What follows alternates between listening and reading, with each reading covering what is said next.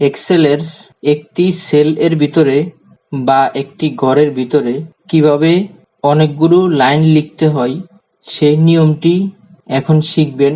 প্রথমে এখানে হেডলাইনটি লিখে নিচ্ছি, তারপর এখন নেম এর নিচে লিখব গ্রুপ এ। আইটেমের নিচে এখানে কিছু আইটেম অথবা নাম লিখি।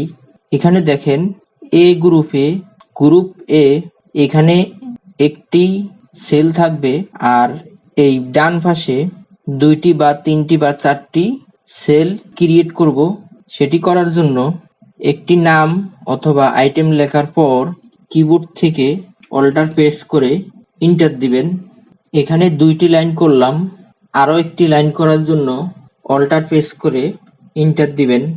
দেখুন এখানে গ্রুপ এ একটি সেল আছে, একটি লাইন এবং আইটেমের এখানে 3টি নাম দিলাম, 3টি লাইনে 3টি নাম দেখাচ্ছে। এগুলোকে আরো সুন্দর করে সাজানোর জন্য সিলেক্ট করে এখানে দেখুন মিডল অ্যালাইন নামে এখানে ক্লিক করবেন। দেখুন এখন আরো সুন্দর দেখাচ্ছে। গ্রুপ বি এখানে প্রথমে কম্পিউটার লিখব। এখানে আরো একটি লাইন লেখার জন্য কিবোর্ড থেকে অল্টার চেপে ধরে এন্টার দিব। 2টি লাইন লিখলাম, আরো একটি লাইন লেখার জন্য অল্টার প্রেস করে এন্টার দিবেন। 3টি লাইন লিখলাম, আরো একটি লাইন লেখার জন্য কিবোর্ড থেকে অল্টার প্রেস করে এন্টার দিবেন।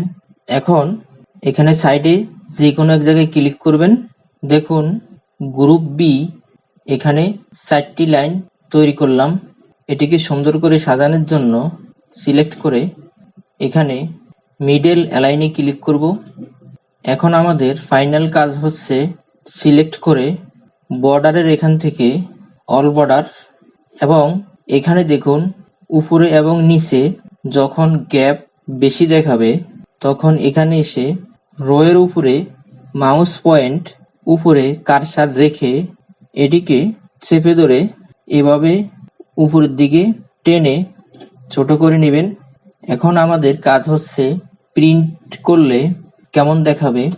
এখন দেখুন প্রিন্ট করলে এভাবে একটি সেলের ভিতরে এভাবে গ্রুপ এ 3টি লাইন দেখাবে, গ্রুপ বি এখানে 4টি লাইন দেখা যাবে।